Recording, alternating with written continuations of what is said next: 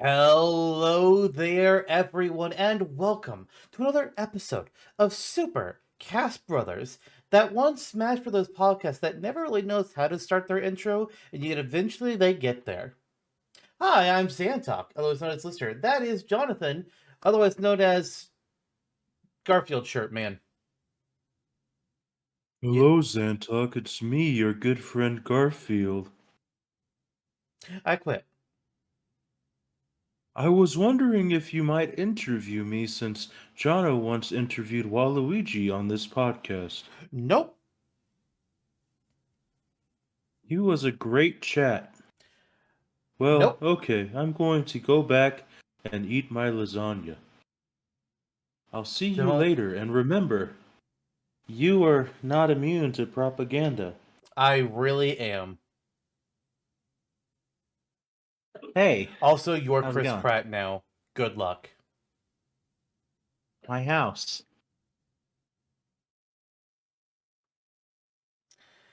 So, It's a me. Jonno, it's a Smashtopia episode day. Do you know that? Yay. Yeah, I do. Oh, I'm good. feeling swimming about. I'm swimmerly swimming about this thing. Okay. Something's fishy around here. There's Hey, ink in the pond. Finding Nemo when the little squid or octopus child, which I don't know what the hell their animal is, it's like they made me ink. Yeah, that's kind of today. Because it's a Splatoon character. We'll get more into details on them Oh, later. But we're making a Splatoon character today, and we've wanted to make a Splatoon moveset for, well, pretty much the start of the show, I think, more or less. seriously. But we've Yeah. I feel like we've planned to do Octoling in multiple seasons, or at least we've talked about it, but we was pushed off for one reason or another. Octo expansion coming out, we're just like, oh, let's wait until after that. Splatoon 3 coming out, it's like, oh, let's wait until after that. And then finally, there's seemingly nothing new on the Splatoon horizon. Time for Splatoon episode. It's not Octoling. Wait, what? But we planned it like 2 or 3 times. What do you mean? What do you mean we're not making an Octoling episode? Well, here's the thing about Octolings. Yes, they are the obvious choice, and yes, I personally think that they are the most likely choice to actually be Adam Smash from Splatoon after the Inkling. But when it comes to the podcast, sometimes we need to pick characters that aren't the obvious choice. Not necessarily because, well, that's God, it's a variety of reasons, but largely, at least in Octoling's case, it's because where's the excitement in making an Octoling Yeah. moveset and presenting it? We're just going to be choosing different weapons and then going like, okay, this weapon, that one. And if we both pick the same weapon but in different spots, God, we've run Yeah. into that problem multiple times with characters. Yep. Let's not Yep. do that. So instead, they were like, what are other Splatoon characters that could be fun and unique to make a moveset out of? Something that's not just going to be like, all right, it's going to be Inkling 2.0. There's a few good ideas. We talked about a few of these ideas in last season's roster redux, but we decided to go with Big Man. The one of the three idols from Splatoon 3. Maybe Shiver and Fry will pop up somewhere. Who knows? Ooh, But we're gonna be making a maybe. moveset for a Big Man today. Not an Inkling, not an Octoling. He's a Manta Ray. Very different. Big man to Ray. Yes. We could have done Callie Marie or Pearl and Marina, um, Captain Cuttlefish, Sheldon. I think any of them would have been valid ideas. And I would have been down for any of them, but Big Man's one we chose. I think It was he's. between Big Man and Krusty Sean. I don't know if I agree about Krusty Sean. I would be curious to see how an assist trophy for Krusty Sean could work. I don't have any ideas for it. Yeah. Please not him hitting people with the food truck. I'm tired of assist trophies hitting people with vehicles. I'm tired of it. You already talked about your Goro Majima vehicle assist trophy last Smashtopia. And we've already got Cap'n. Do something with shoes. I don't know. Is he even in Splatoon 3? I don't think he is. I think he got left out of that one. I don't even remember. I don't. He sells shoes in the first game, and in the second game, he's got the food truck with tickets. Oh, he is in Splatoon 3. What does he do in Splatoon 3? He Does he do travels the world in the Wander Crust. so he's just What? doing lore stuff. Yeah. Yeah, all right. Apparently, after Splatoon 2, he quit his job and went on a world trip. Okay. Don't we all? Oh, you only see him in the Splatnet, which is the mobile app. Which What? No one. I was like, what is that? Okay. yeah, nobody uses it. Mm. So it goes. Big man is where it's at. Yes, it is. But before we can He's get to big. big, yes, he is. Before we get to Big Man, and get a knee deep dive on him, we gotta do our showcases. Now, I don't know about you, Jonah, but I think we screwed up with our showcases today because none of them are big men. I realized this about like 2 hours before we were set to begin, and I was like, "Nah, it's too late. I don't feel like looking up what I had that would even qualify. Nah, Yeah. just gonna roll with it." But man, that would have been funny. It would have been. Maybe next time. We'll have to think ahead It, for what we're doing next and see if we can line that up. I mean, I have an idea of if we wanted to theme it for the next one. I don't know if we have enough stuff to really Mm-hmm. do it. Plus, I have something that I kind of want to do next time. So, yeah, maybe not. Please do All right. not do that. God, no. Would it be the worst thing I've Jesus. ever done on the Smashtopia wiki? It has Hard the question. potential to be. I think the worst thing you've ever done was well, it was either your Garfield moveset or the La La Land stage. In What my about or Roland actually no, Turner? I was about to mention. I was about to mention that. That might actually be the worst, but it's one of those three. I Even though I have done some non-video game content on the wiki, I still hate that it's all on there. Even the stuff I did. It's like part of it's like, man, I kind of want to delete all that. Delete it all. But I don't. Delete Yukimoto? To be fair, that was a lot of work. Yeah, Maybe I don't want to delete stuff it anymore. sure was. Just think of the work it would take to delete it all. It'd take very little work. Then you'd have to restructure the CSS on the front page. I actually haven't done that for 2024 yet. It's because I wait. Oh It's no, because I I know didn't why. submit a character. Yeah, you haven't put the me musician on there yet. Oh, That's why I well, can't. I'll get to it. I'll get to it, and we'll do some Oh, DK also, Junior actually, that's sometime. not true. There are other reviews. I haven't put DK Junior or Shadow on the wiki yet, and they should count for the 2024 edition of the CSS. In fairness. Yep, yep, yep.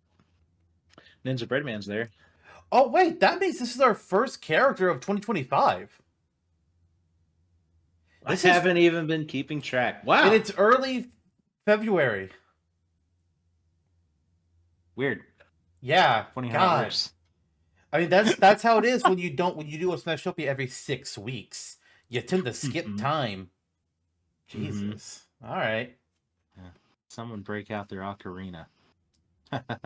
Do do do. I I don't love this have. song. I don't. I could not. I don't think I could play an ocarina. I can't play a musical instrument at all. Where did mine go? Oh dear. Hmm. Get ready on the mute button, everyone. If this hurts your ears, I apologize. He won't, but I will. Did you actually play? Because I didn't hear anything. Yeah, Discord's Discording. Is wow, yeah, he is. I wasn't sure because they couldn't.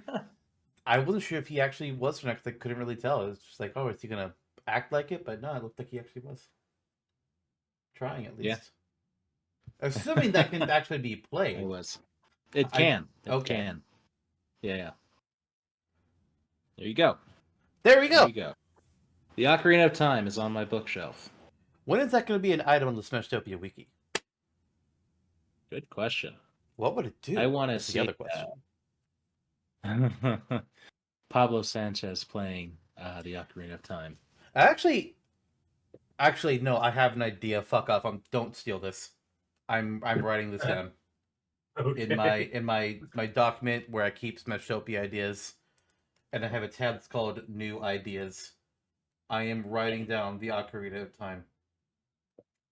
It's not. It's kind of a whatever effect, but I kind of like this idea that I just came up with.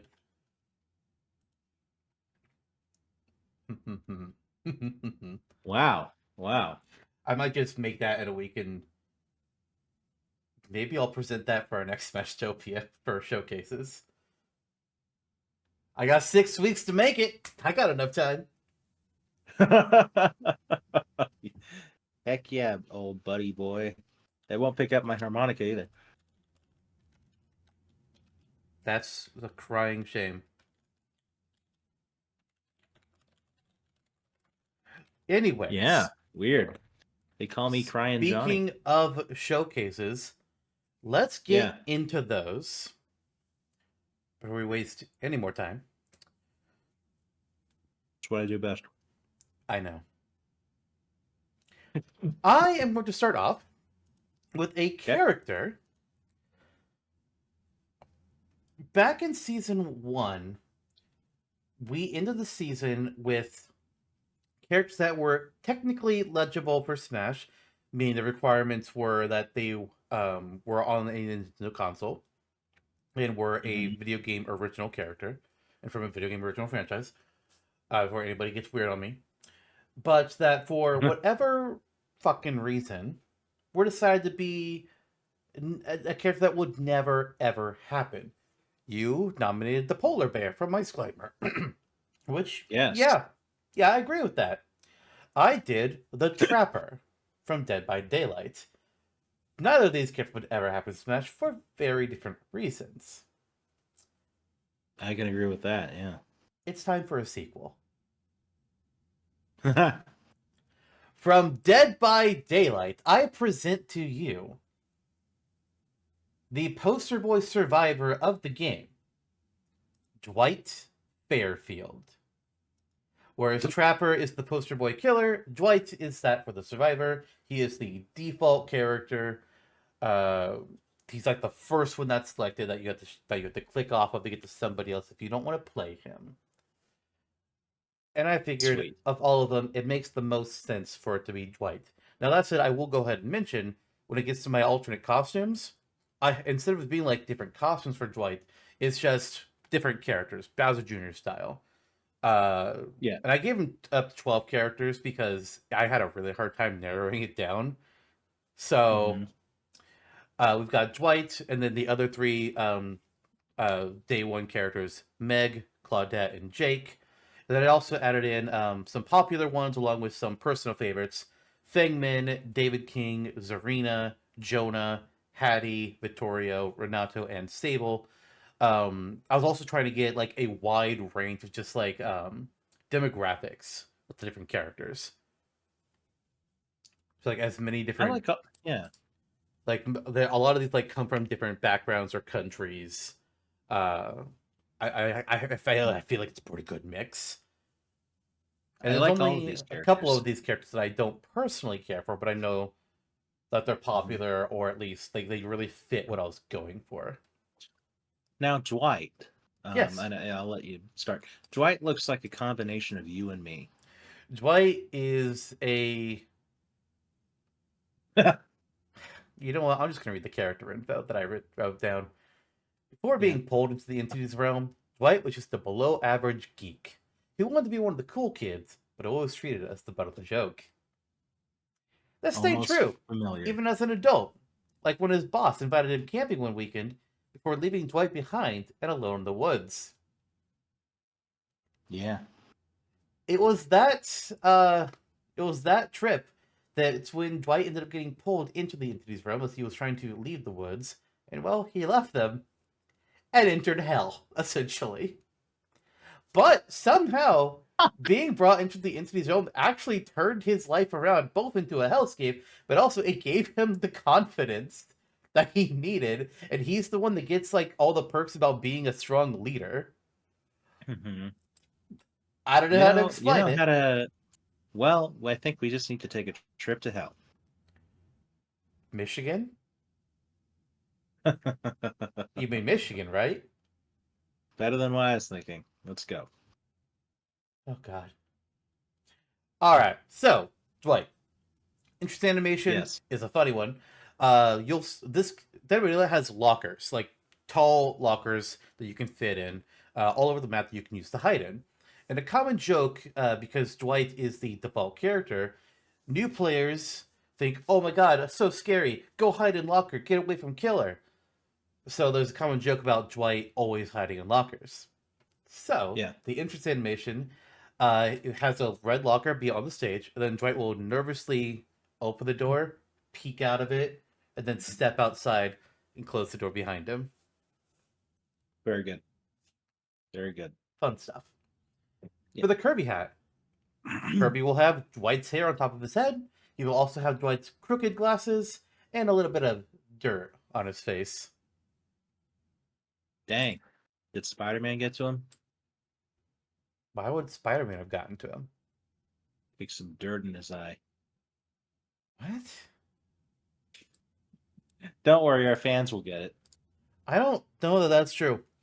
For taunts, for Dwight's up taunt, he's going to look around himself nervously before pointing forwards with his finger as if to point something out to another player, taken straight from one of the two animations that you get to do in the game. It's like a taunt, pointing at somebody else. His down taunt is the other animation pulled straight out of the game. Dwight will gesture with his hand as he beckons someone to come closer and possibly help him. For his side taunt, a small red tear in reality will appear in the air in front of Dwight. Dwight will crouch slightly as he places his hand against the tear, causing it to expand and form a red glyph. Dwight will keep contact with the red glyph briefly as he channels it, for the red glyph vanishes into the air. Referencing Yeah. different challenges that you can choose to do in the game to gain you more points, where a Yeah. glyph will spawn in a random place in the map, and you got to go find it, interact with it for a few seconds, and hope that the killer doesn't hit you in the middle of doing it. Hey, I've seen that happen when I was watching the Zantok the 13th channel on Twitch. My channel's not Zantok 13, it's just Zantok. Oh, is it just Zantok now? It's always been that way. Well, who the hell have I been watching? Not me, apparently. Ha! Which is weird, because I know you watched me play The Last of Us. Yeah, and Dead by Daylight. I went on a couple streams of Apparently. that. So for victory Follow poses. Zantok on Twitch. Yes. For victory poses, the results screen will be replaced by the campfire area from Dead by Daylight, as Dwight walks over to a stump around the fire and sits down, looking exhausted. I feel that.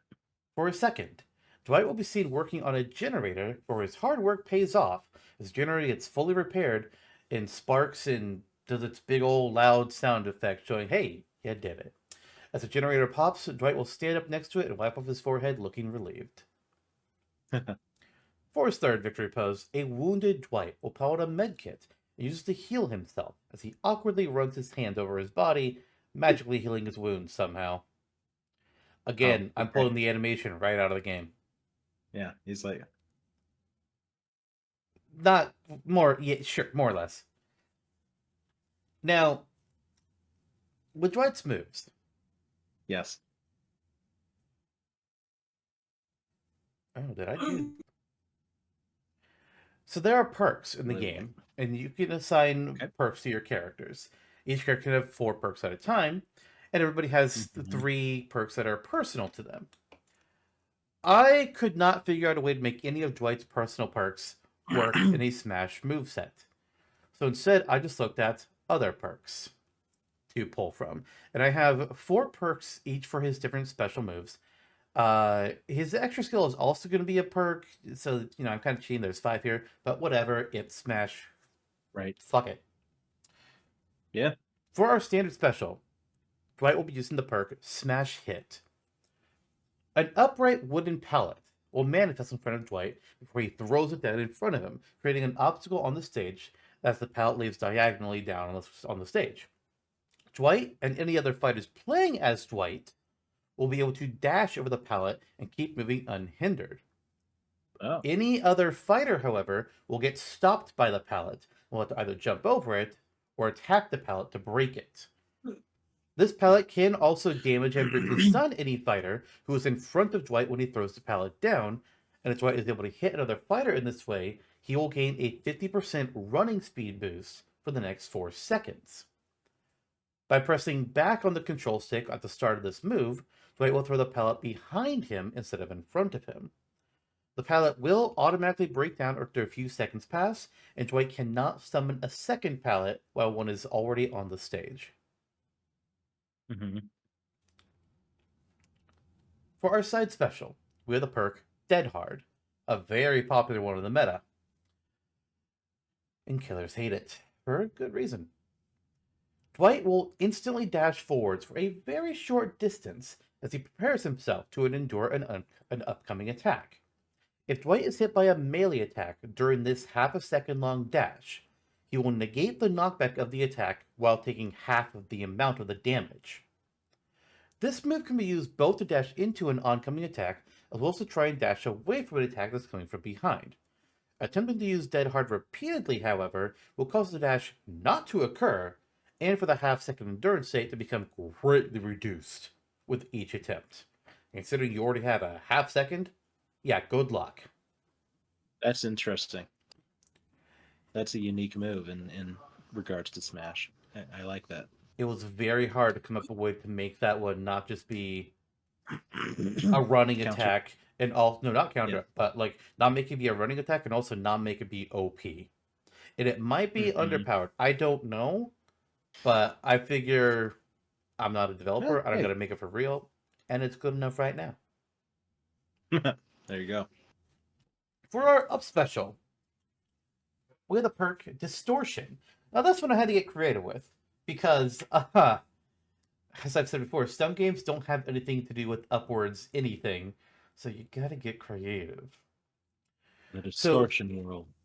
yes, so Distortion in Dead by Daylight, um,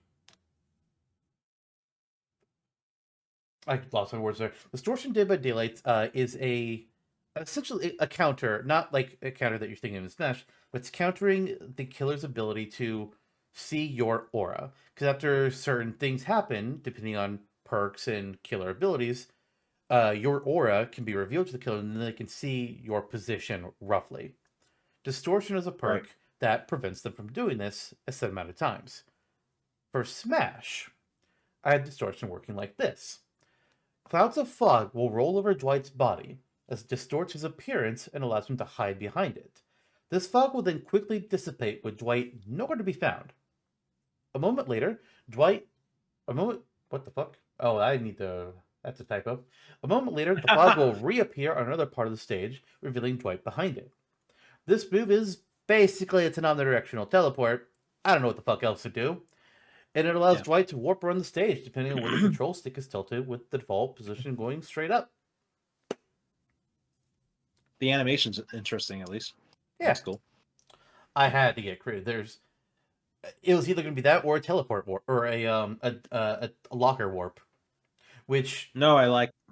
is Yeah. actually a thing now. It didn't used to No, be. I It like wasn't it. a thing when I made this move set. It's a thing now. Like god damn it. For our down special though, I actually misspoke earlier. The down special is not a perk. So Dwight does only have 4 perks. This is actually an action in the game. In Dead by Daylight on the map, you can find chests that will have different items in it, and you rummage to the chest to get an item. So the down special is Mhm. rummage. A wooden chest will appear in front of Dwight, which he will then crouch down in front of and begin to rummage through. While Dwight is rummaging through the chest, a small radial menu will appear next to Dwight, letting the player select one of several items from the chest.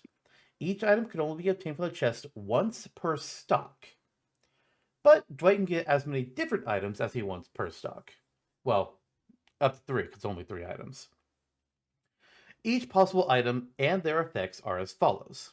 First, the flashlight. Dwight will equip himself with a flashlight, which works similarly to the flashlight item that you, Jonno, made a few years ago. By pressing Aha! by pressing and holding the standard attack button, thus replacing our standard attack button, Dwight will hold the flashlight in front of him as he shines his light forward. Dwight is able to run around while shining the flashlight, as well as aim it up or down in front of him. Opponents caught in the flashlight's light will gradually take damage while the light remains shining on them. The flashlight does have a limited charge to it and will break after 15 seconds of use. If you are able to keep the light shining on an opponent for 5 consecutive seconds, they will take a larger hit of damage and be knocked away from Dwight, referencing how you can use the flashlights to blind and stun a killer momentarily. Mhm. The second possible item is the medkit. Dwight will equip himself with the medkit, which can be used to heal either himself or an ally during the fight. With the medkit in hand, Dwight can hold the standard attack button to crouch in place as he uses the medkit to heal himself of his wounds. If Dwight is allowed 3 uninterrupted seconds of holding down the input, he will be instantly healed 30% damage and the medkit will disappear. Alternatively, if Dwight is sitting next to one of his allies and uses the same input, he can heal his ally of 30% instead of himself. Pretty good healing. The third and final item from Rummage is the toolbox, which I had to get creative with because it makes no sense otherwise. Dwight will equip himself with a toolbox, which can be used to augment his abilities. With no generator to work on, Dwight can instead use his toolbox to give himself a tune-up by holding down the standard attack button for, again, 3 seconds. If Dwight is able to do this uninterrupted, he will receive a 50% boost to his attack stats and his movement speed for 10 seconds. Sweet. Whew. I like this moveset a lot, actually. No, me too. I like that these move sets where you have to get unique with them, Yeah. and if you can execute it well, this kind of move set tends to be executed very well. Yeah. And I've wanted to make a moveset for Dwight ever since I made the Trapper. So this has been 5 years in the making.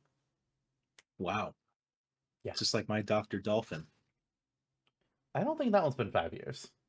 No, I'll let it get to 5 years though. Okay.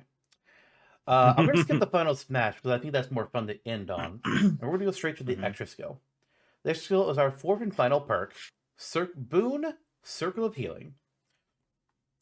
In Dead by Daylight, there are these totems made up of a few bundles of sticks and some skulls. And the killers can use them to create a hex, which has some kind of bad effect for the survivors. I gave the Trapper a hex to use in his moveset, so I gave Dwight, the survivor equivalent, a boon, where the survivors can take a totem and bless it to give it an effect for them. So, Mhm. Dwight will bend down to the ground and set up a boon totem, which looks like a bundle of bones in the shape of a tetrahedron with 3 small skulls tied together at the top, with a blue flame on its base. While this boon totem remains on the stage, it will emit a pale blue aura in a radius around the totem, which will allow Dwight and any of his allies to slowly heal themselves. To heal themselves, Yeah. players will need to hold the shield plus down input at the same time to make the fighters crouch down and start to heal themselves with basic first aid supplies. The rate of this healing is rather slow and can be interrupted by being attacked. If the boon totem is destroyed while the fighter is healing, they will be instantly forced out of their heal. Dwight's boon totem will only disappear when one of the following occurs. 1. Dwight gets KO'd. 2. The boon totem is attacked and broken by or is attacked and broken by attacks from other players. 3, the platform the boon totem was placed on gets destroyed. Or 4, the boon totem disappears past the blast zones of the stage, either by being on a moving platform or being scrolled past on a stage like Pac-Land. Only one boon totem can be on the stage at a time, and Dwight cannot just replace it in a new spot by activating his extra skill a second time.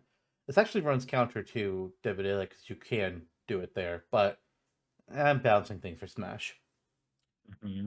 Additionally, here's where the real balancing comes into play.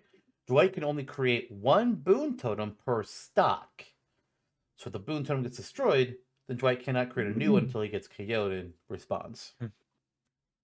Interesting. That's again another really unique extra skill. And so I may have missed this, or maybe. So is there a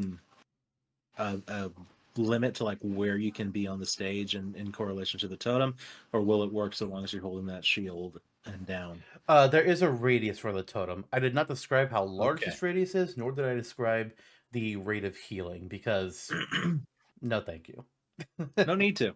Yeah, Okay, no interesting. need Interesting. to. Okay. I didn't want to lock something in. It's Mm-hmm. whatever. So this final Yeah. smash may be one of my greatest. Yeah. This is a cinematic final smash, and it is a cinematic. I call this the Great Escape. Fog from the entity's realm will roll out onto the stage in a wide area in front of Dwight, which will drag Dwight and up to 3 opposing fighters into the entity's realm for a cinematic final smash. The cutscene will begin with Dwight and the other fighters working together to repair a generator at Auto Haven Wreckers, with Dwight in particular taking close eye of his surroundings as he is constantly watching out for any nearby killers. A killer, Mm-hmm. randomly chosen as either the Trapper, the Wraith, the Hillbilly, the Nurse, or the Huntress, which are all the free killers in the game, will appear next to the survivors. If Dwight managed to bring in 3 opponents to this final smash, then the killer will grab onto the fighter who was farthest away from Dwight at the time and pull them off the generator before carrying them away and putting them on a hook. Moments later, the generator will finish being repaired, and the remaining survivors will run away. If less than 3 fights were brought into the final smash, then the survivors will all finish the generator together before running away. The survivors will then run together towards a nearby door. Dwight will place his hand on the handle to try and open the door, but unfortunately for him, long black spikes will erupt out of the ground, preventing him from pulling the handle. If Dwight managed to bring in at least 2 opponents into this final smash, then the killer will appear once again and knock down the survivor who is furthest away from Dwight before carrying them off to place them on a hook. Dwight and the final other survivor will look terrified before Dwight suddenly has an idea and pulls out a rusty key from his pocket. Dwight and his opponent will run together until they find a black hatch resting in the ground. Dwight will take out the key and place it inside the hatch's lock before turning to look behind him and seeing that the killer has come for them once again. Dwight will quickly unlock the hatch and leap through it just as the killer catches up to them, knocks the last opponent to the ground, and performs their memento mori insta-kill animation against Dwight's final opponent. If the opponent who was hit by the killer at the very end had over 100% damage before this final smash began, they will be instantly KO'd at the end of the final smash. If the Trapper is one of Dwight's opponents in this match, then he will not appear as one of the possible killers in the final smash animation. Jeez, that takes you on a journey, doesn't it? There's a nice old kind of randomizer option with the other fighters, and which one is unlucky enough to get memento mori, which I think is kind of the chef's kiss, if you will, as they say. No, that's really strong. I mean, I really don't have any notes on it, but I am impressed. I like it a lot. It took me a while to figure out exactly how I wanted this one to go down. It's meant to Yeah. simulate, at the end of the match, things are intense. You are winning, but now the killer's starting to catch up, and oh no, oh god, the panic. Yeah. Yeah. Well, it captures the essence of the game, which is Yeah. great. Brilliant. Honestly, I think this is one of my strongest movesets, period. No, I agree. Uh, between the two of us too. I mean, it's one of the strongest on the wiki. Like, there you go.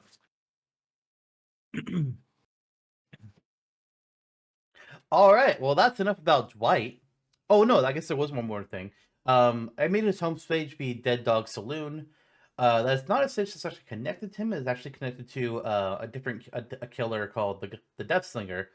It's an old western little town, but it's one of my favorite stages. And fuck it, it's what I wanted to do. Sue me. Yeah. Okay. It's not like any Uh, stage is particularly connected to Dwight, so mhm. doing what I want. No, no. Yeah, do what you want. Dead. Oh, and that's something that's you can see on the wiki too. Yep, it's already Okay, there. cool. Very nice. I put those up about the same Um, time. Sweet. And then, okay. Well, I have veering into you may say different territory. Yes. I have a skeleton for you. Is that what that picture is of? Yeah. Yeah. How does that make you feel? What do you see when you look at that image? It makes me think of text adventure games. Or it's That's like, what it is, oh, essentially. okay, cool. It's like this, like you see a skeleton in the road. What do you do? Fight, run, Kind of sort go of, yeah. south. It's yeah, that's one of the earliest forms of video gaming, and I've been where is it? I actually have it on me right now. I've been cracking into this book slowly but surely over the last year. This Fight Fight magic Magic items. Items, The history of the Final Fantasy, history, Dragon Quest, and the rise of Japanese RPGs in the West. yes, by Aidan Mower. It's a good book. It's a good history of RPGs, and it gives you a good idea, right out of the gate of where Western RPGs were back in the late '70s and early '80s. It's and I'm fascinated by like retro gaming, early gaming history. Um, it's how they managed to accomplish kind of a lot out of thin air. So you look at that, it looks silly, but I mean that was the start of basically all of it. In the RPG world, like for sure, like D&D was a thing that turned into video games in a big way in the West, and then overseas. So one of the first RPGs on a PC gaming device was a Calabeth, World of Doom, released in 1980, developed in 1979, by one guy whose name I unfortunately do not remember at this time. But yeah, so it's a text RPG. You're presented with this image, and you fight 10, I think 10 or 6, somewhere between 10 to 15 different monsters in this game, and that's kind of it. So you're tasked by Lord Britain, the king's name is, and that was the name of the developer when he was a kid, the nickname of him. Okay. um, with fighting off. Oh yeah, 10 increasingly different difficult monsters, and they're all like little simple hand drawn wireframey things. So in Smash, I have it written down that you may run into a skeleton in one of two forms. Its original like sketch, I have it written down as wireframe, but it's not even really that. It's like sketched out pencil-y form there. Or an updated contemporary design, because there were later games in a Call of Duty series, so like Ultima, and there was official art, so you kind of hear both ways. Um, Also because the skeleton is a traditional enemy, so you can kind of go back and say like, oh, this is a reminiscent of like a Castlevania skeleton or something too. Um, all that said, this is an enemy. This is the first submission that I've made on Smashtopia in a long time, and also the first of 2025. Um, but yeah, so its fight pattern, it saunters steadily to and fro, moving towards the nearest spider as soon as they come within their scope of movement, and it can also jump small distances and use its shield to defend itself. So that like weird axe looking, no, the weird axe looking thing's a sword. or and then the crossy thing is a shield. I think either way, it's a little bit odd in that image. Um, then so he has a bevy of attacks. He can attack with a sword. So after a brief stall, the skeleton performs a horizontal slash downward with its rusty sword, dealing standard damage and knockback. It can also soup the move up by charging it. Yeah, precisely. Then it has a shield bash. The skeleton charges forward a short distance, bashing ahead with its shield. The attack doesn't pack much of a punch, but it can briefly stun fighters. So like a weak Wario, shoulder bash kind of thing. It also has Bone Throw, where it removes one of its rib bones and tosses it at the player. The bone can be tossed straight ahead, like Luigi's Fireball, or upwards in a sweeping arc. The more momentum the bone is given, the harder it will hit. Fighters can also pick up the ribs and use them as their own projectile. If the skeleton uses up all of its ribs, it will fall apart. Hmm. And then, yeah. And summon. So every so often, the skeleton can raise its arms to summon two smaller, weaker skeletons to assist it in battle. The minions have access to all of the skeleton's basic attacks, but they have less of an impact, and they can be easily dispatched in 1 or 2 hits. And that is the skeleton from Akalabeth. All right. I imagine it's got to have a very disjointed looking movement, like Mr. Game and Watch does. Mm-hmm. Yeah, the modern one, not as much, but definitely the original design. Yeah, I feel like they'd also have to add like if they're going for like the white pixel design, there's got to have like a back. I can't think of the word. Um, a border, like a black border outlining it. Otherwise, you're not going to see that thing on a lot of backgrounds. Yeah,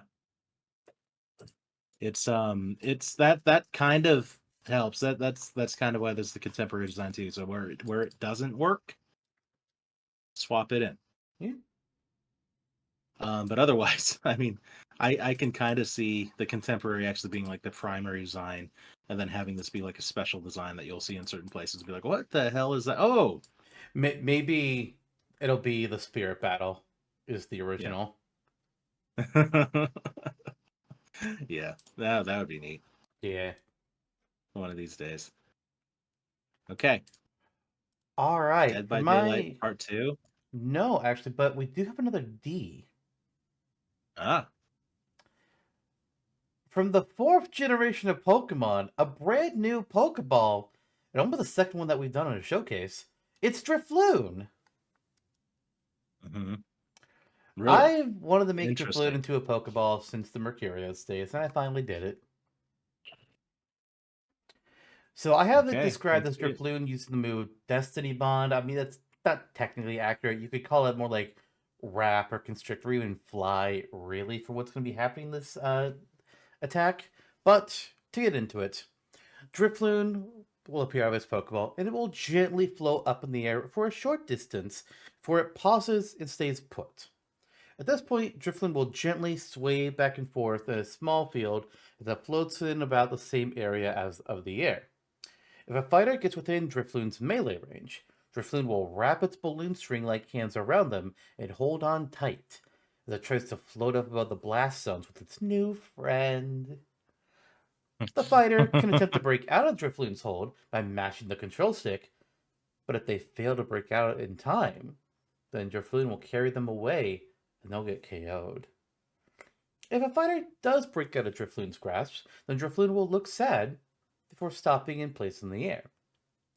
Drifloon will remain in its new spot, likely now much higher in the air than it was before, until it's time for it to either leave the stage or another fighter gets within its grasp.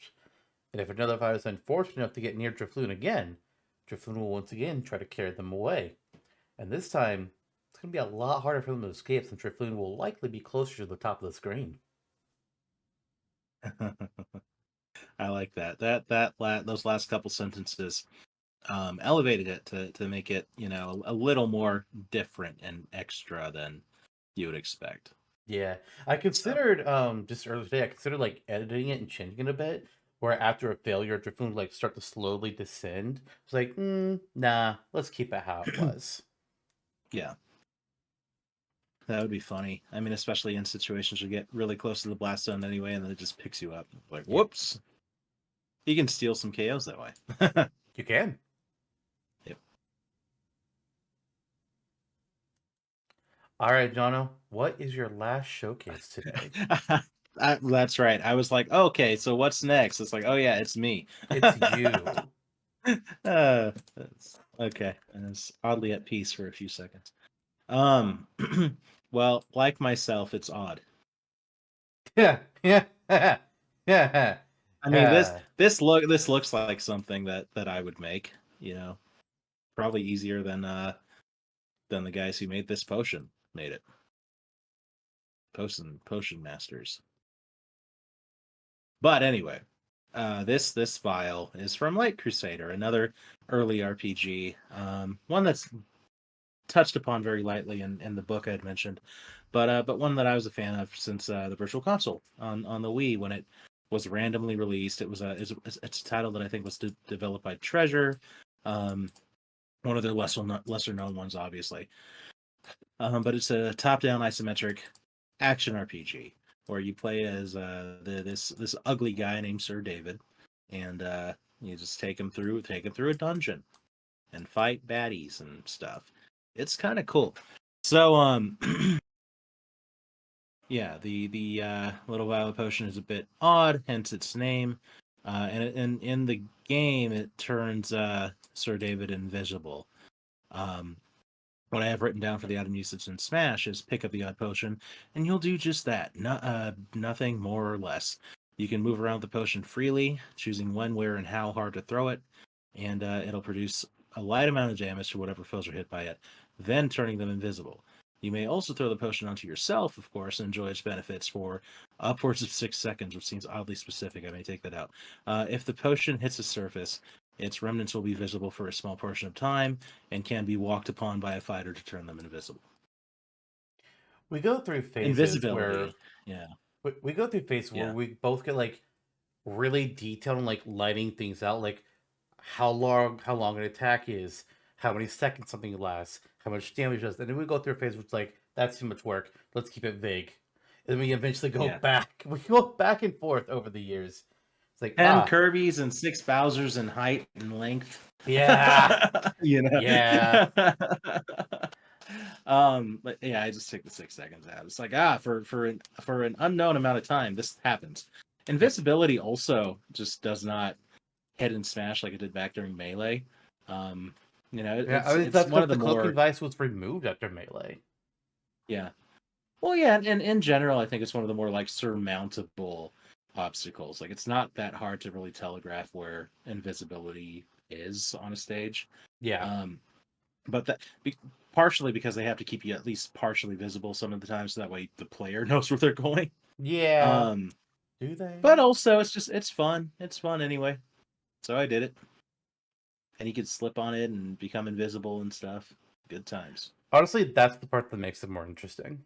It's sort of like if Yep. you can leave a pile on the ground and people can just like run through it for invisibility, that's where it gets a little bit more interesting than the cloaking device.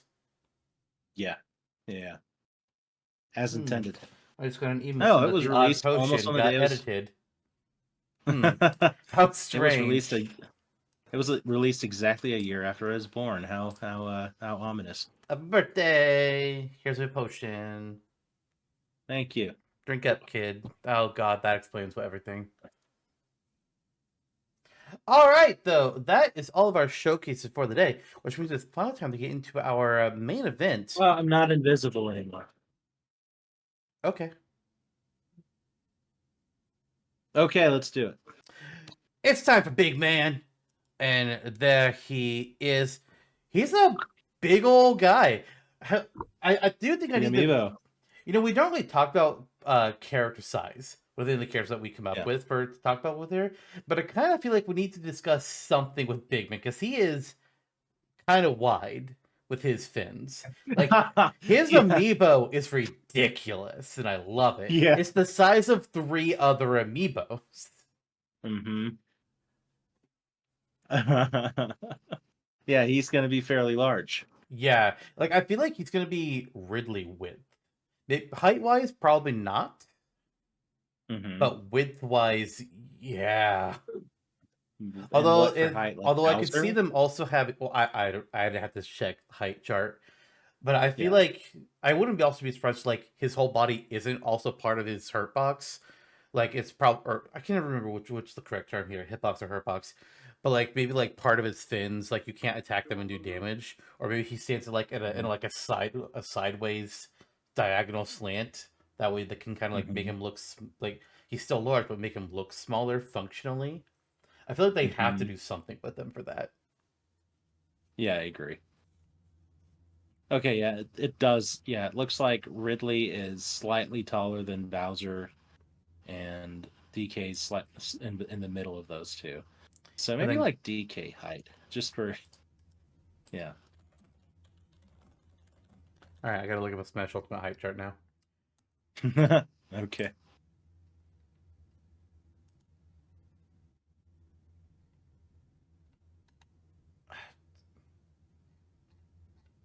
No, I don't want numbers. I want a picture, stupids. God damn it. Yeah.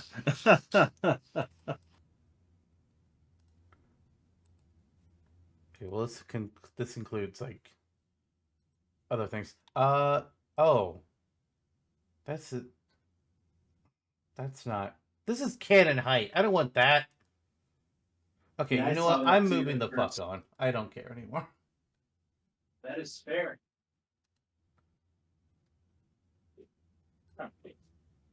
All right, Yeah, that's fair. big man. Let's get this going.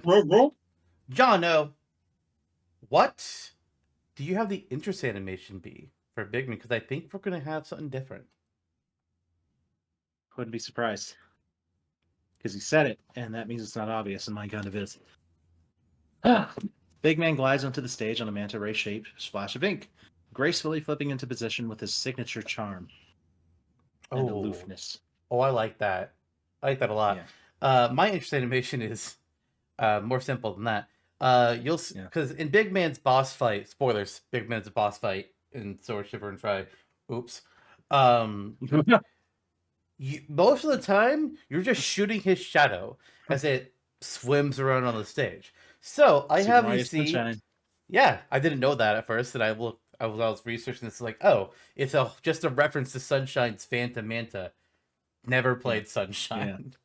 yeah. But for my interest in mission, I have Big Man's shadow can be seen on the stage, which Big Man will then leap out of with droplets of ink dripping from his fins. I like yours better Nice. though. If you insist, I do. I won't fight it. I forgot how much he looks like the Phantom Manta when he's doing that. Interesting. Yeah. Okay. Yeah. Let's go with mine. All right, Kirby hat. What you got? When Kirby swallows Big Man, he gains a manta ray shaped ink hood. What? A manta ray shaped hood, complete with Big Man's bright, cheerful eyes on top, and his flippers extended behind and around Kirby's arms, like a V shaped kite. Wow, that's not at all what I have. Really? Yeah, I definitely do Okay. not have a manta ray hoodie.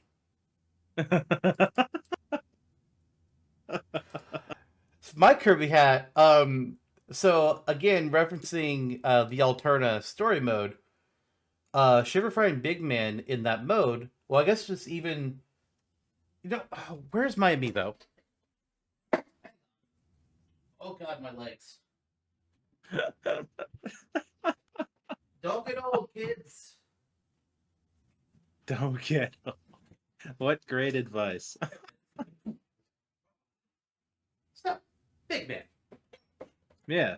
All three of them carry a mask with them, and in the story mode, they wear the mask. So while Hmm. Big Man is always wearing this headpiece, and I figure for Kirby hat he can wear the headpiece. I think the main feature of the Kirby hat is wearing the mask over his face. Oh, nice. Yeah. Yeah. Yeah. I like. Yeah. Let's do that. Dipping into the canon for a bit.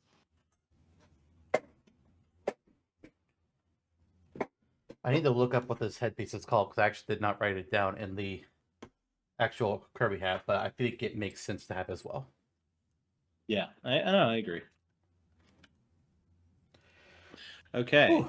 All right, Uh, taunts. it's called a hokamari. Interesting. The headpiece thing, Taunts. or the Yeah. mask. The headpiece.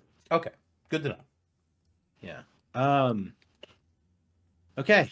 Taunt number 1. Yep. Big man spins in place, tossing confetti-like ink into the air while clapping his flippers enthusiastically. Okay. I assume this is Yep. a quick spin. Yep. Okay. Then I'll say that for my first taunt, Big Man will slowly spin around in the circle as he waves his arms alternately up and down. So it's a Yeah. bit of Yeah. a Yeah. demonstration. It's like as he rotates around himself. Yeah. Big man strikes a pose with one flipper extended outward, shouting something excitedly. If he could form words like we can, he might have said "big man time." For my second taunt, Big Man will face the screen and happily wave towards it with one of his fins. Nice. Okay. Big man lies flat on the ground like a real manta ray, blending in with his shadow with the stage into the stage for a moment before popping back up in glee. All right. Ooh. For my last taunt, Big Man will face the screen and draw 3 of his cards from Table Turf Battle and hold them above his hand. The cards in question will be, in order, Shiver, Big Man, and Fry. Nice. Very good. Okay. Victory poses it is, eh? Yay. Hey. Okay. Big man leaps up and spins in the air, leaving a trail of multicolored ink splattered around him as he lands with a bow. My first victory pose. A large ink shadow is on the ground, which Big Man will then leap out of, surrounded by a torrent of ink that Oh my god. drips down from him.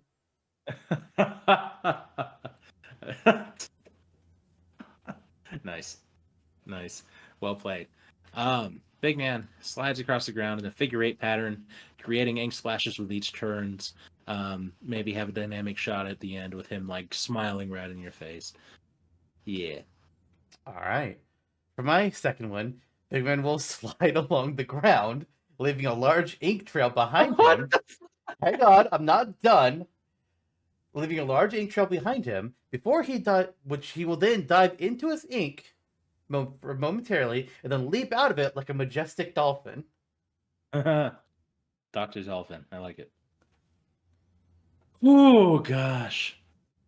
Big man holds 2 victory flags in both flippers and waves them enthusiastically while dancing his jolly jig. That's also what I got my taunt from. It's that Mhm. dance he does. Yeah. For my last victory pose, I'm going to read this verbatim. Big Man will do that one disco dance move where you spin in a circle and then point your finger high into the air. IDK what it's called. Jonno, help me.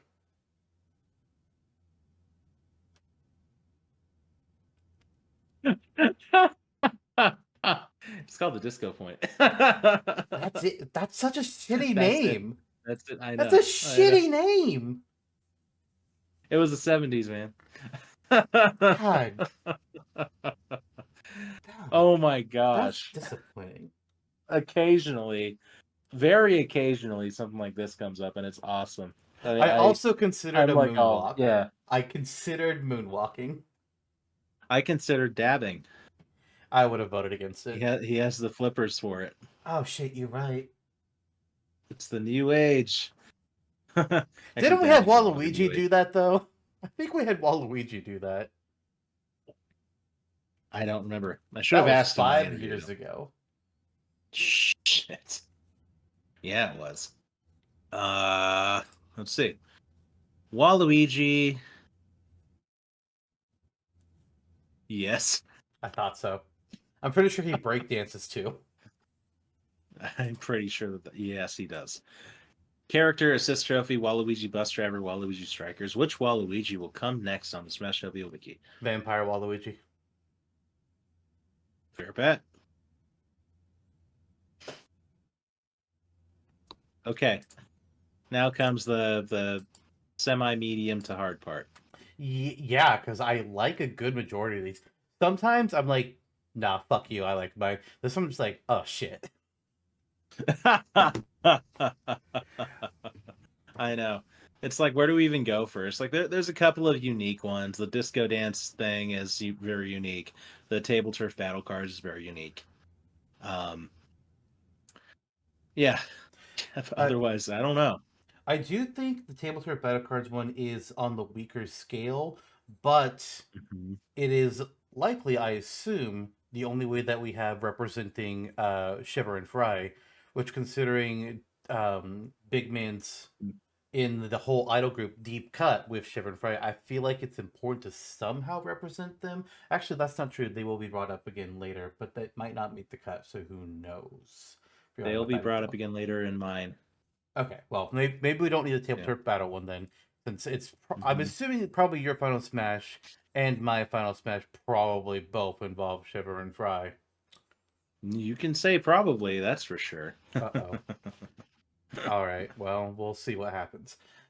Um, God, okay, so let's think about these. Uh, Okay, so on your end, I mean, to recap, I mhm. have Big Man doing a quick spin in place for the first taunt, tossing like confetti-like ink sprinkles into the air and clapping his flippers. You had the slow spin around in a circle while he's waving his arms up and down in that jig that he does. Yes. Um, striking, I have him striking a pose with one flipper extended outward and like just shouting excitedly and stuff. You have him facing the screen and waving towards it with one of his fins, which I Yep. really like. Then table turf battle, and then me with him coming out of his shadow from the ground, and like a quick animation. Uh, Saying it out loud didn't make it any easier to choose. Yeah. Yeah, yeah. Um, yeah, like the spin is so similar. We also have his dance as one of my victory poses. So it's tough. I think that mine with just him extending a flipper is a little bit weak, but at the same time, it is like almost the same as yours. Also, like your wave. Yeah. In fact, it is literally the same. The only thing that I made different is just detailing it more and being like, oh yeah, and he's like talks gibberish, which Which you makes he would sense. do. Yeah. Yeah, yeah. So maybe for the sake of brevity and easing our minds through this, through this long process that taunts and victory poses tends to be, there's one we can do. We were pretty close with it with the waving hello thing. So maybe there's one in the hole. Yeah, I think so. Okay. And I'll send you my notes on it because we'll see if we can converge in places. Right. Um, so now we're dealing with pretty different ones. So we have the table turf battle. We have a slow spin, a fast spin, and a shadow. Um, of all of these, I kind of wonder if my shadow is the strongest one, honestly. But also, if we did that, we'd be sacrificing a pretty good victory pose from you. My only kind of worry with the shadow is what is that doing to Big Man's hitbox? Like, can he use this to get out of an attack? I I, Right. I know there's like, Right. I think Luigi has one that does this when he gets into his And weird Jigglypuff. planking one. Does Jigglypuff as Mm-hmm. well? Okay, okay, then I feel Yeah, yeah, less yeah. weird about it. Oh, that there's Mm-hmm. a couple Because characters that yeah, do yeah, this. where Jigglypuff deflates and then goes down like that. Yeah. Really, that fucks with Jigglypuff's hitbox? I did not know. Mm-hmm. Huh. Yeah. So there's a couple. There's a couple. So I Okay. mean, it's not unprecedented. And then there's The other two, I don't know. I kind of like the slow spin with his dance as well. Um, I think that's pretty strong. And where did I put the dance? Oh, my dance is in the victory pose where he's holding up his victory flags and then waving them up and down like that. Um, And we've got a lot of strong victory poses, so I think we can. Like, if we yeah, lose that one, but have the dance to the taunt, I don't think we're losing anything. I agree. I agree. Um, so let's say, so what are we saying here? We're saying waving hello, we're saying shadow, and we're saying slow spin and dance thing. I think so, There yeah. you go. There's your victory poses. Sweet. All right. No, that's our Um, taunts. yeah. Yeah, there's our taunt. Sweet. Victory poses. Yeah, It's coming harder up next. competition. To Okay. again Yeah. recap, I had the ones where he leaps out of his shadow with the torrent of ink following him. I have him Hmm. doing the disco move. Then I have him sliding along the ground, diving into his ink, and then jumping out of it like a dolphin. Hmm. And I have him leaping up and spinning in the air, leaving a trail of ink splattered around him as he lands with a bow. Um, I think that was funny. And then him sliding around the ground in a figure eight pattern and creating an ink splash around him with each turn with a dynamic shot, which could be him leaping out like a dolphin. Again, it's very similar. And then him holding two victory flags in both of his fins and waving them with the dance. I think that since we have the dance and the taunt, we can axe the flags. Yep. And I think if we're gonna fast track one, it could be the disco point. Well, here's what I'm thinking actually. Yeah, yeah. Okay. Disco. We combine Hmm. our jump, so it starts out jumping out of the shadow and then ends with a bow. And then we Hmm. do your dynamic swimming around. Okay. And we can mention dolphin leaping Possibly. potentially. I'll see how yours is written, and then I'll figure out if I like it better Okay. without that or not. Okay. Yeah, yeah, I'll send you all my notes as usual after we record. Sounds good. All right. Oh, Yeah, that. Except he just does the spin and then points. yeah. There you go. Yeah, that part. Yeah, yeah, sweet. Okay, well that was easier than expected actually. Yeah. It's a pretty strong start to the show though. Like I liked all of this. Oh yeah, absolutely. Sometimes like I am uninspired with constant victory poses, and then I'm just like, man, I don't really like any of these super much. This one's like, oh no. Oh, the character has personality, that helps. He does. He really Yeah. does. And it's a It's like me as unique, Manta it's Ray. like what we said in the roster redux forums, like it's a very unique silhouette is the word that we use. It's like that's such a different body type that's not in Smash. You can do different Yeah. things with it. Yeah, and we came to a different conclusion in that episode, but I would not be mad if Big Man made it into Smash. Yeah. I would be pretty happy. I mean, in that episode we were talking about like from that perspective, like who would be added ish. We Hmm. had a lot, let's be honest, there was a lot of bias from everybody involved throughout that entire project. Um Oh yeah. Oh yeah. but this is more, hey, what do we want to make a moveset out of? Yeah. That's what Yeah. Smashtopia are. That guy. What's more fun? Yeah, Big Man. Easy. I mean, the second we saw him in Splatoon 3, probably we're like, oh yeah. Oh yeah, I fucking love Big Man. Anyway. everyone did. Yep. Anyways, let's go ahead and get into the crux of the moveset, if you will. These special moves. Uh, Something that we're gonna have you start, but I just want to say something real quick with mine. While I was doing my research, I found out that Big Man apparently has dialogue that talks about. Sometimes this dialogue will pop up whenever they add a new weapon to the game, and he'll make a comment about how he wonders if these new weapons are capable of being operated by Finn, which implies Mhm. that he can use some degree of the different weapons in Splatoon, but not all of them. Probably the ones that are like really require triggers. He's probably not great at Mhm. using dualies. Yeah. Um, Yeah. I took that. I was like, okay. So I tried to manage like what is big man operable weapons, while also looking at things that we know canonically that he likes to use. Because he's made a comment on Mhm. a few different things. With that, though. With that though, and knowing that you were going from that, because we talked about this ahead of time, you were going from that specific angle. Some of my moves are in that vicinity, and some are not. Yeah, like Kind of I deliberately. pulled both from his boss fight as well as Splatoon weaponry that we know he either uses or has some kind of affinity to. Hmm. Okay, starting out, my standard special is Ink Wave. Name can be workshopped. I wanted to kind of like include maybe Manta Wave. I don't know, but in the meantime, Big Man sends it a wide, slow-moving wave of ink across the ground with a slosher. Um, Opponents hit by the wave take continuous damage as they stand in it, and it pushes them back if they're caught in it as it spreads across the stage. So holding the button charges the wave for increased range and damage. So again, very he's a little sluggish and awkward with it, but he throws it across and it comes out in kind of like a unique like radial wave. It's like upwards, diagonal side arc damage.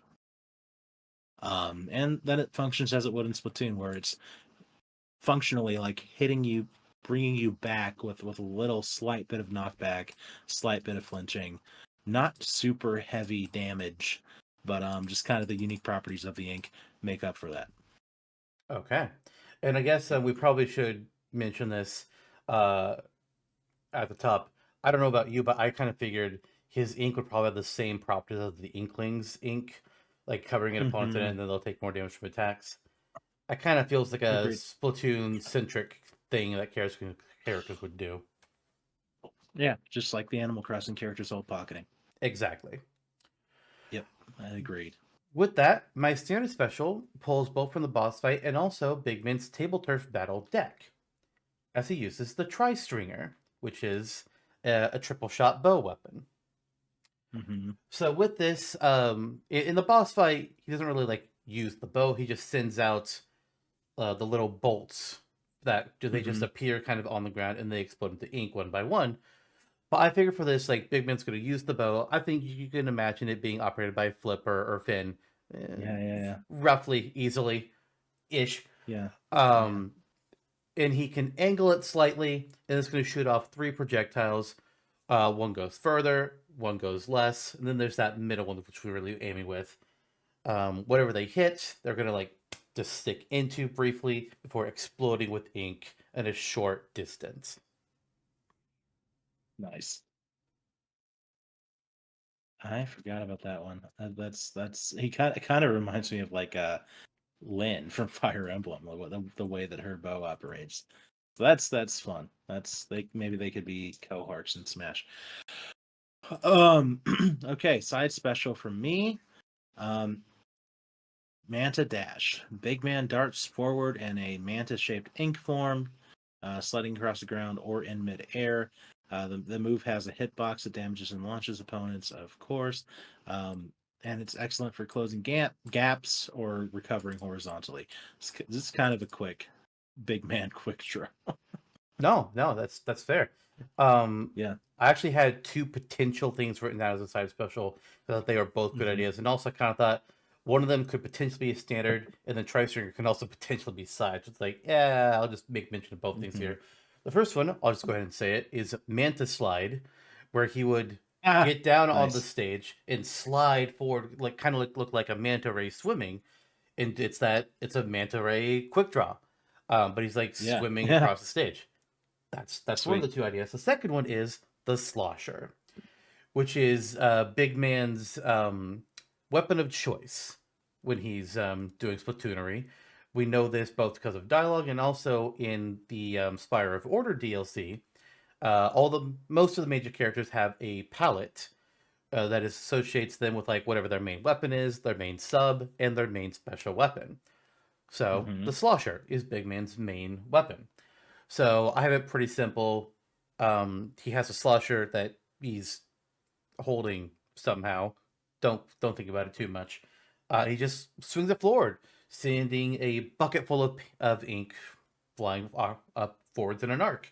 I do not Yeah. have that this can be charged. I don't have any, or not charged, not angled, no specific like unique flight pattern like what Hmm. yours is. It's just a very simple, like you're lobbing paint, like you're lobbing paint from a bucket, exactly that, Hmm. and then Yeah. standard ink Yeah. effects Yeah. apply. Okay. Neat. So that was called what? Manta Slide and what? Slosher. Oh yeah, Slosher. Yeah, the That's right. weapon ones I just named after the weapons because that's what the Inkling has in Smash. They're just called by the Yeah. weapon names. Sure. For the up special, I have Soaring Ray. I think we have the same thing here. Big Man propels himself upwards with a burst of ink, forming a manta ray silhouette mid-ascent. The move has a small splash effect at the peak, damaging nearby foes, and can be angled slightly. Okay, we have it slightly different, but more or less with the same move here. Mine is called Manta Storm. I like the name. Hmm. Uh, Upwards mobility. He leaps up, but he's spinning as he does, in Oh creating yeah, a small, not a tornado, but like a small like ink tornado, cyclone-y thing. basically. Yeah, Yeah, basically. Which he does have like some kind of tornado-y attack in his boss fight, which is where I pulled that from. sweet. Okay, I have two potential options for the down special. Hmm. Speaking of, number one is Big Ambush, where Big Man flattens himself on the ground and again becomes a shadowy form. Now, maybe an issue with the taunt being that way, but after a brief moment, he leaps out, attacking nearby opponents with a sudden splash of ink, and just him like appearing from out of nowhere, going, you know, spinning out of his shadow. If timed well, it can act as like a deflection move too. So like if there's a something's coming up like a projectile, like Fox's blaster or something weak, he can spin out of the shadow and deflect it. Secondly, I was like, oh, what if we gave him a brush? So just having a big man brush where he's holding a wide ink brush, and which, if I recall, at least through my research, because it's been a while with me in Splatoon 3, is also one of his preferred weapons, I think. Um, so yeah, he's getting a brush and he's using it as a brush is in Splatoon, where you can just rampantly use it and create more and more of an ink puddle, like slightly extending out in front of you a little more and a little more. And it's just a quick way to get opponents totally covered in ink for other attacks, essentially, while slowing them down potentially and just making them more susceptible to other ink based attacks and damage. Um, Otherwise, just moderate damage, some knockback, I guess, yada yada. All right. And I did check. He does talk about how blasters and brushes are also weapons that he will use occasionally. Okay, blasters. Yeah, that Weird. one kind of surprised me. Um, I would have expected, rollers. Like that felt like a big man Hmm. type of weapon. Yeah. But for mine, in his boss fight, he will also use splat bombs, the Hmm. triangular bombs that will explode after a couple seconds. But the Inkling already uses splat bombs in Smash. Hmm. But in Big Man's palette, he uses the suction bombs. It's like, okay, Inkling gets the splat bombs. Let's give Big Man the suction bombs, and they Sweet. work pretty much just like they do. Um, the Big Man will either toss from a short distance, or you can have him just like throw it down right under him.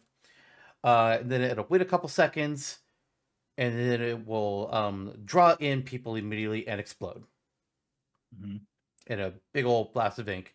Pretty self-explanatory. Cannot spam using them, both because ink requirements, which I assume Hmm. Big Man would also have like the whole ink supply thing that the Inkling does, Yeah. and also just for balancing reasons. Yeah, because it's a hard hitting move. Yeah. Okay. Sweet. Oh yeah, Final Smash. Final Smash. I have two Final Smashes you can Oh, consider. okay. Go Yeah, for it. yeah, yeah. Okay. One is called Phantom Manta. Big Man summons a massive manta-shaped ink platform that he sinks into, and it carries him across the stage. This giant silhouette, just kind of, it's kind of like in 3D Land, Mario 3D Land, where you have the top-down sections. That's kind of like how the giant silhouette operates. You know what I'm talking about? The game or the stage? The game, the The game. no. Sorry. Okay, there are, or in Wonder as well. In Super Mario Bros. Wonder, there are elements where suddenly you're playing top down and going on a vertical screen. On the world map, you mean? No, in the game, Wonder effects. Oh, I don't remember any Yeah. Wonder Effects like that.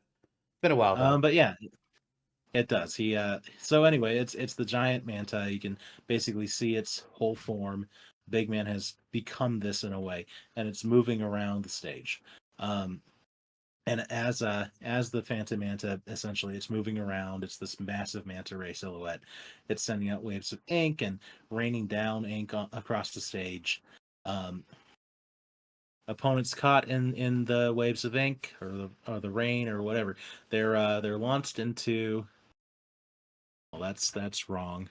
Sorry, I have it launching into a cinematic comic. Yeah, they're just batted around essentially. It's a kind of semi quick moving, um, non cinematic Final Smash. That was hard to explain because I wrote some things down Yeah, wrong, I'm confusing. definitely confused. Like Um, I have no mhm. idea how this works.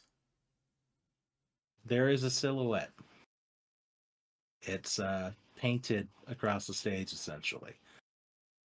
So you see, it's like if you get a piece of paper and you put a sticker on it. You can see the entirety of the sticker, like pasted over the background of this letter. Okay, clarify this. Yeah. Stage background. Okay, the Mm-hmm. background. Yeah. The stage. Mm-hmm. The fighters. Mm-hmm. Where in between is this shadow? It's on the fighting area. It's in the foreground.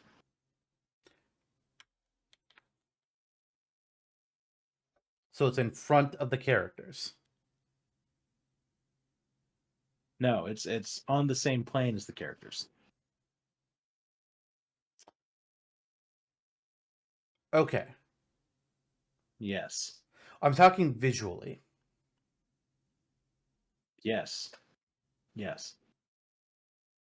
Or okay, you can say it's in front of the characters. Okay, Mm-hmm. And it's moving. You can see the whole.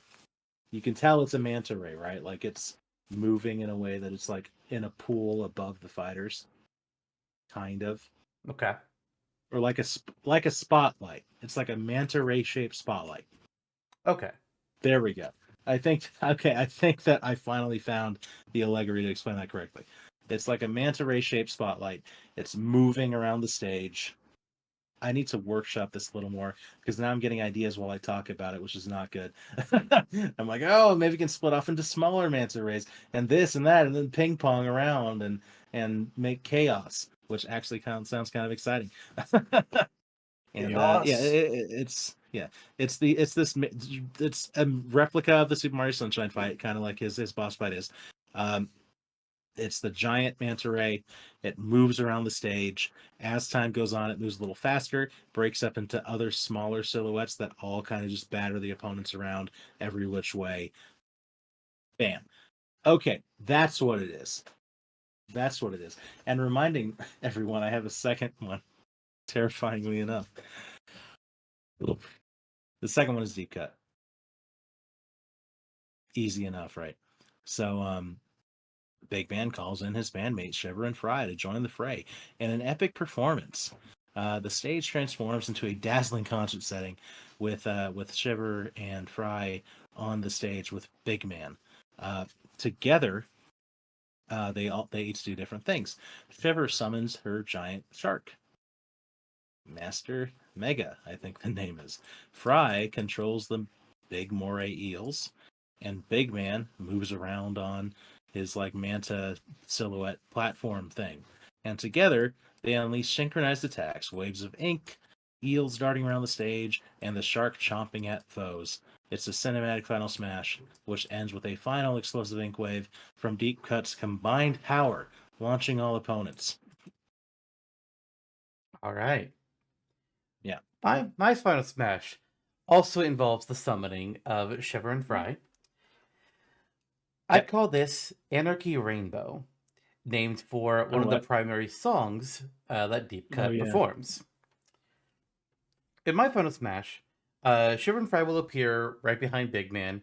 They'll get like a little concert, little platform right on the stage, kind of like what you see when the Callie Marie assist trophy gets used. Hmm. This is not a cinematic though. Instead, the three of them will begin singing a shortened section of their Anarchy Rainbow song. And while this is happening, musical notes made of ink will quickly begin to fly off of Shiver, Fry, and Big Man, colored for each of the three of them, as they go flying off from the stage in various directions. And getting hit by one of these notes will inflict a smaller damage and ink to whatever fighter that they hit. Nice. Meaning, if you get hit by more than one, you're going to take more damage with each hit. Nice. They're relatively weak. That's because there's a lot of them coming out at once, going in every direction. Sweet. That's good. I like that. Um, extra skill. Extra skill. Oh, I didn't write a freaking name down for my extra skill. Anyway, well, we'll figure it out. It'll come to us. But Big Man can recharge his ink by holding the shield and special buttons simultaneously, just like the Inkling. He crouches down and wiggles adorably, absorbing ink from the ground. Recharging is necessary to keep his ink-based moves, like Ink Wave and Manta Dash, whatever, fully functional. If Big Man runs out of ink, these moves become weaker or unusable until charged. Exactly how the Inkling works in Smash Ultimate. Uh, Mm-hmm. Funnily enough, they picked the same input that we chose for extra skill, being Yeah, shield plus special. yeah. So I actually have two extra skills that I want to present. One of being that, Mm-hmm. but I wanted to make mention of this because I was looking at my Inkling that I put on the Smashtopia wiki based off of the Ultimate version, and I noticed that I changed a little bit of how that Oh, works. did I you? actually apparently I Uh, took out being able to do shield and special to recharge your ink, and mm-hmm. instead of just like it automatically charges when you run out. Not automatically when you run out, but like when you run out and you try to use a special move, any of those special will charge it up. But I don't have a manually way to do so, which may be a mistake. I might want to put that back in. But I gave him the extra skill of using the splash wall side weapon or Mm-hmm. side Mm-hmm. um, sub weapon.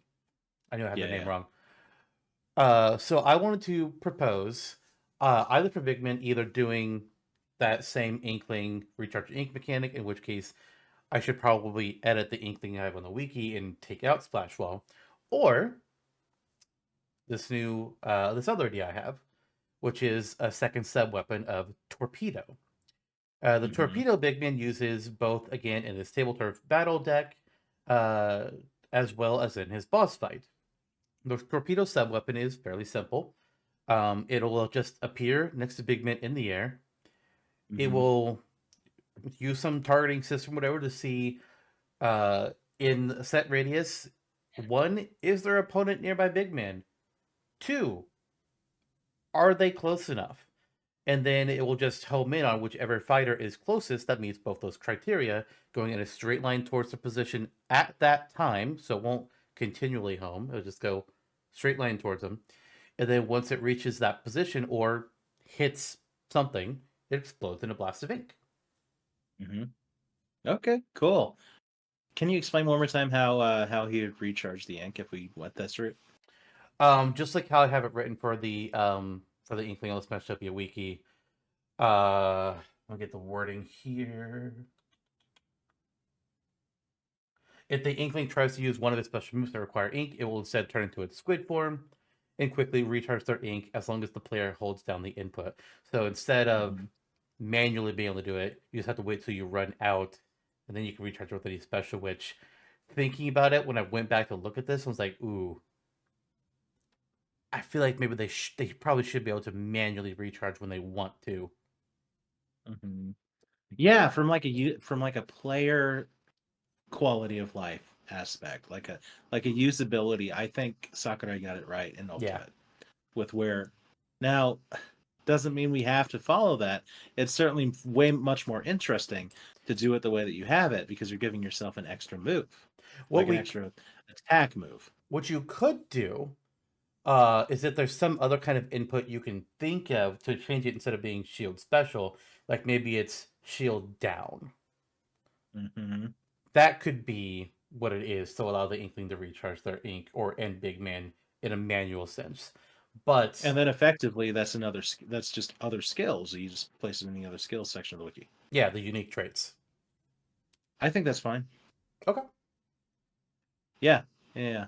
I also had another skill, other skill for Big Man that Oh, normally I'd save until after the move set, but because other skills, they're not part of the move set yeah. proper, the special moves. But it being like an ink pool. So Big Man passively leaves a small trail of ink whenever he moves. Opponents standing in this ink trail will slip slightly, reducing traction and making them more vulnerable. If I recall, that's something that happens. No, no, no, that's not how ink works in the game. What the hell was I thinking? No, But it's it's not. there. Yeah, make Um, some. Yeah. So let's ditch that. I do have down potentially that crouching. I think that makes sense. He can Hmm. crouch to a probably a Hmm. really low level. And Yeah, then also we yeah. have it written down that some characters can swim in the water a little bit longer than others. And I Hmm. think I Big had that Man too. should be able to do that. While Inklings and Ocklings don't like water, I think a manta ray like Big Man is probably okay. Yep, and they can do the duck walk. No.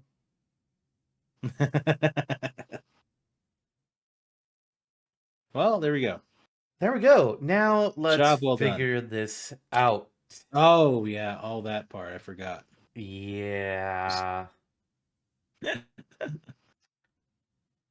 So, first of all, let's start easy with the up special, where we have two very similar things. Yours, I believe, is just like a straight jump, but then a blast at the end. Mine is a Hmm. twirling jump where people can get hurt on the way up multiple Yeah, yeah. times. And it's just like ink is falling below him, but it's more of an aesthetic thing. Hmm. Just he himself is the only hitbox. I kind of wonder if there's a way to combine it where it's the start is your move, and then you just tack on at the end. The end of his spin is him reaching outwards with both fins, and more ink falls to the ground. I think that makes sense. Like he Yeah. keeps his flippers like tucked in as he's spiraling up, but then at the height of the Hmm. jump, he flings them back and damages anybody Hmm. that's right there. Yeah, and that also, I mean, it feeds more into the Mantis Storm name Hmm. idea. So, okay, there you go. There you go. Yep. Okay. Uh, where's an easy one next? I think the tri stringer is a pretty strong standard. I think that's an obvious one to go with. I think we have to discuss standard and side at the same time because Hmm. Tri-Stringer, My Slosher, and your I forget what you called it, Manta Wave, something like that. Hmm. I think all three of these are can potentially be standard or side specials, and then we also have our Manta Slide or Manta Rush. I forget what you called yours, which are Hmm. both side only ideas. Yeah, yeah, yeah, yeah, yeah. Okay. So, where do you want me to recap? Um, yeah, give me a bit of a recap. Yeah. Okay, yeah, the standard special was the Manta Wave, where he throws out this wide, slow-moving wave with the slosher. Opponents are hit by it, and they take continuous damage as they stand in it. It pushes them back while they're caught in it and spreads across the stage, and it's chargeable. Okay. Side special is like Manta Dash, Manta Rush, something. And again, it's very similar to yours in that he's darting forward in with like this mantis shaped ink thing surrounding him, and aesthetically pleasing. And he's sliding across the ground or in midair, and yeah, he's closing gaps, recovery move, uh, kind of like a bull rush, simple side special, Okay. which is like which is basically this. I think the exact same as your slide, like More almost or there. less, more or less. Visually, Hmm. probably a little different, but yeah, the idea is still very similar. Here's the Hmm. question I want to ask: How do you feel? How do I put this? Do you think we should have him using two different weapons, or should he use Hmm. one weapon and have one personal forward physical mobility? Like, what feels better for Big Right, Mint for you? right. Um, yeah, he feels like the kind. I think in my mind, even though I like the weapons better in a way because they're more interesting, functionally, like looking at him sliding around like that just feels like something he would do. What do you think? I mean, that makes sense to me. Also, there's the fact of the matter of how many characters are we going to have the opportunity to do weird shit like this with? Right. Nobody. He's the only one. That doesn't necessarily mean we should only do things that are unique to his body shape, but we Hmm. have an opportunity here. Yeah, yeah, for sure. So, my thought is to do kind of a combination of my slosher and your manta wave. And by that I mean, if you don't charge the move, it's just a simple slosher.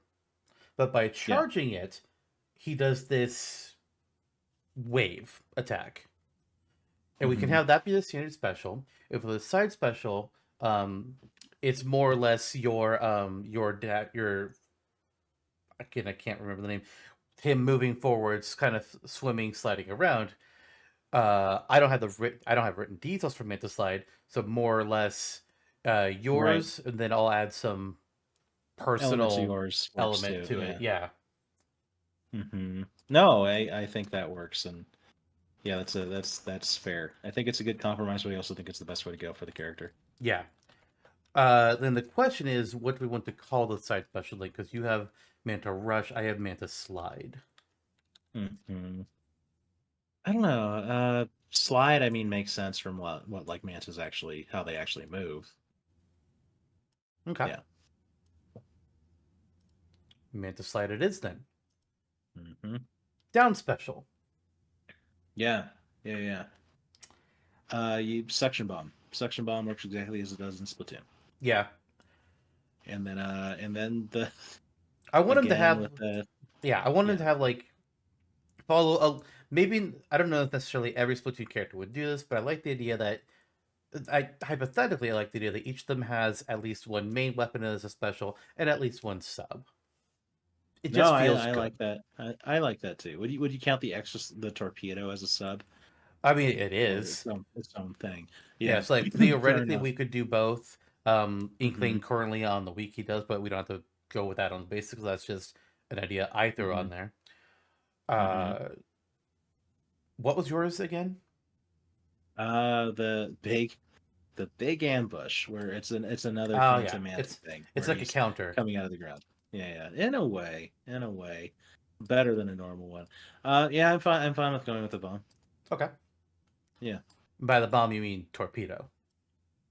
yeah, that thing. Okay.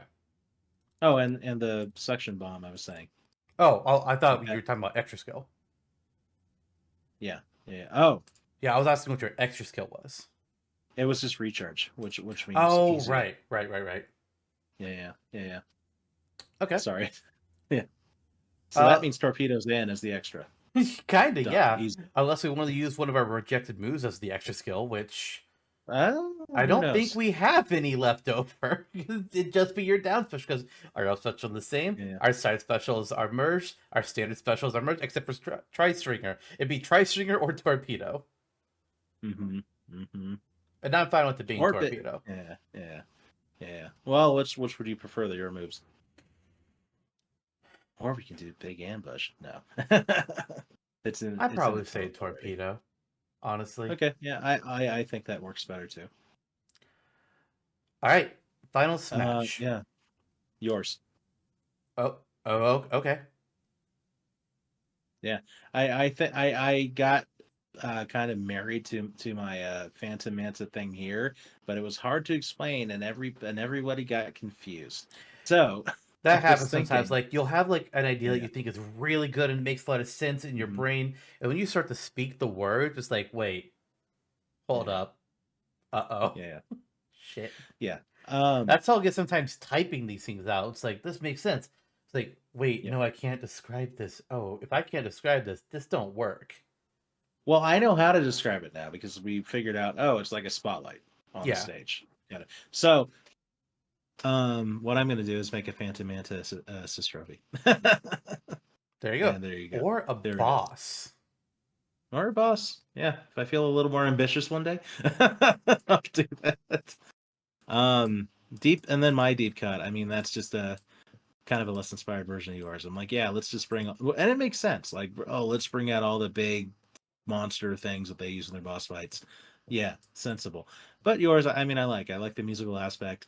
It's less canon and more just like what are the characters? Who are they at their core? They're idols.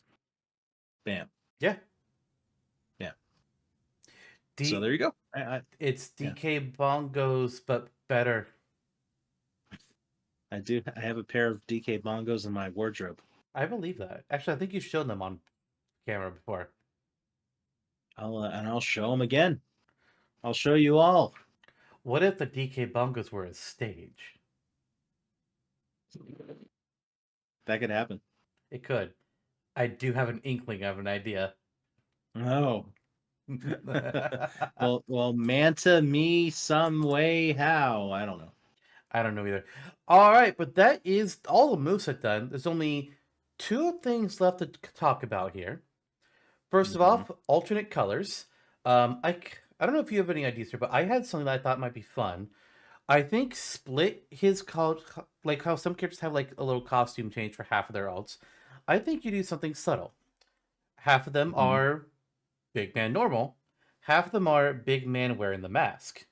And you base Hmm. the colors off of his different colors that he sees in the different Splatfests. Because for each different Splatfest, Big Man has a different color. And some of them, like one of them, he looks like a goddamn watermelon. It's like that's beautiful. I love this. Nice. If you look at the gallery page for Big Man, you can see them all under Splatfest colors. It's Hmm. like, oh, there's some interesting ones in here. Like, yeah, sure, you have your standard blue for Team Water, uh, and like a green for Team Fun. But then you have like his little Halloween ghost that he has for Team Ghost. He has like a masquerade type thing where he has like gold glitter all over him for Team Solo / Team Presence. Hmm. He's wearing some hippie colors. I don't know what else to call that for Team Bear Cubs.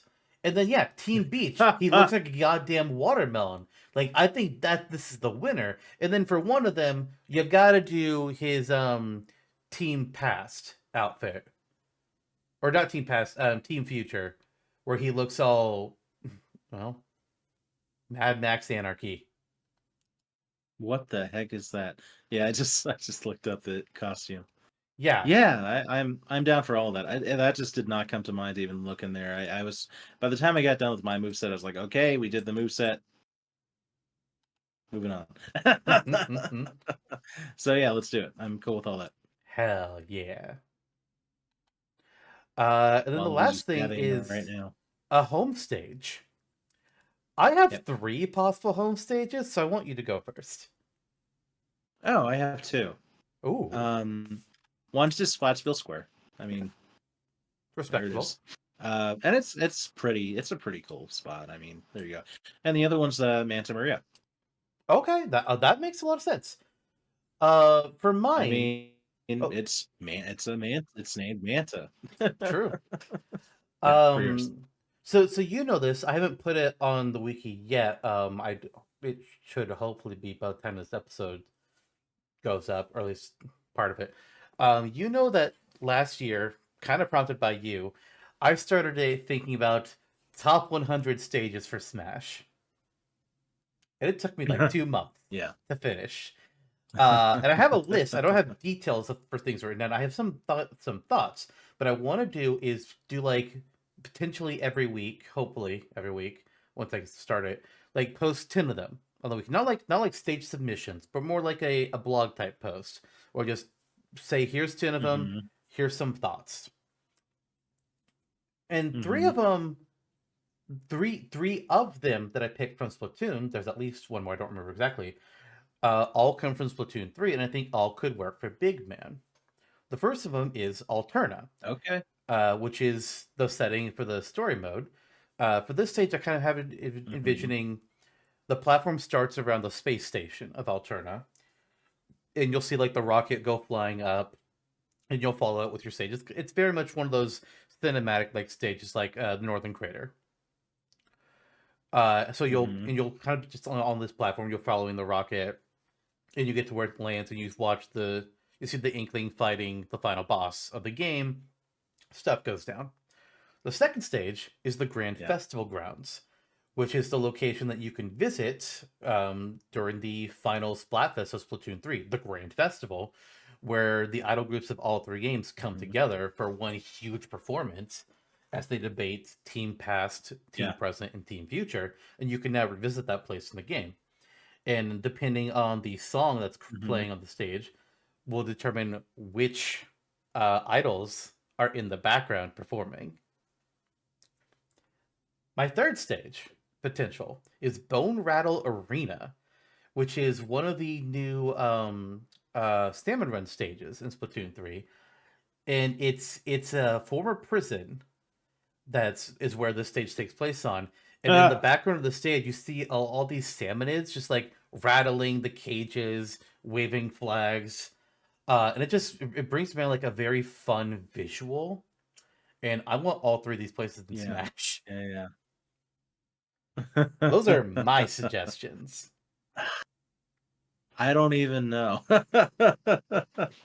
I don't even know. Like part of me feels like the Grand Festival, you know, in the square feels like just so in a way obvious, but also spiced up from just the general one. Hmm. I like that. Um, and I think it's probably pretty similar to what we'd actually get in Smash, but that's not what we're here for. We're doing our move set thing.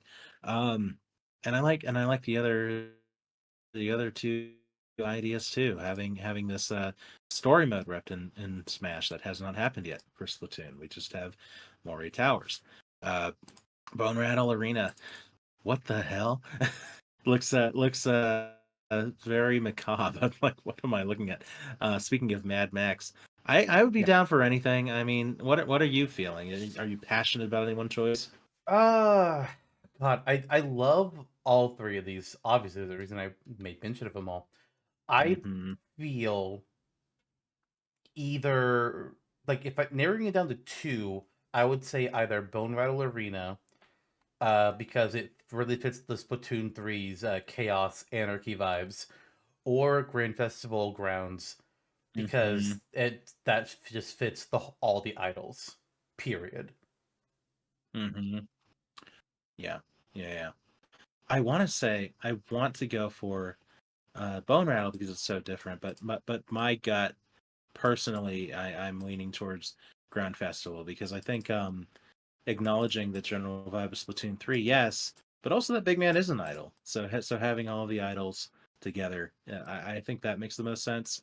But again, I'm also okay with either one. All right. Well, let's go Green Festival Grounds then. Eventually, someday, long hmm term, I want all three of them on the wiki. But I also have like 100 hmm plus stage ideas that I want to make. So, oh God, Yeah, yeah, yeah. You could do another character like Mr. Grizz. I don't know. You can I know it's hard because he's just a statue. I don't have any ideas for how that would work. No. And I could do what I could do is like do one of the other idol groups as a duo, but I feel like what I do with one just takes all the ideas of what I would do from the other. So that's why I'm kind of don't want to commit to either Kelly and Marie or Pearl and Marine. 'Cause it's like I feel like once I do one, that's it. Mhm. Yeah, that's fair. But who knows? That's fair. But again, not every Captain stage needs a Cuttlefish. character, but every character needs a stage. Right. Right. Oh, Bone Rattle Reno, that would be great. That would be great for like Octoling with small fry. Mhm. Or Yeah. actually, what I think I have on the wiki, Deep Sea Metro. Yeah. Oh yeah, solid. Good. Makes sense. Yeah. But Yeah. that is all. We've got all of our details for Big Man, the animations, the moves, the fun little bits and bobs. The only thing that's left to do is say goodbye. And what if we don't? Oh, we will. But first, I'll go ahead and say next month's Smashtopia, it's a Smasher Dash, and we're fulfilling our seasonally tradition by bringing on Kelly Jelly, where we're going to be discussing 4 of the characters that he has made a move set for at some point. And Yeah. we'll get to make him once again choose between his children. And I always get sick enjoyment out of that. I do like when the Kelly gets jelly. Well, that's not Good true. times. I don't know. Is there like evidence of that? Yes, and I'll talk about it after the show. Actually, Okay. roster redux.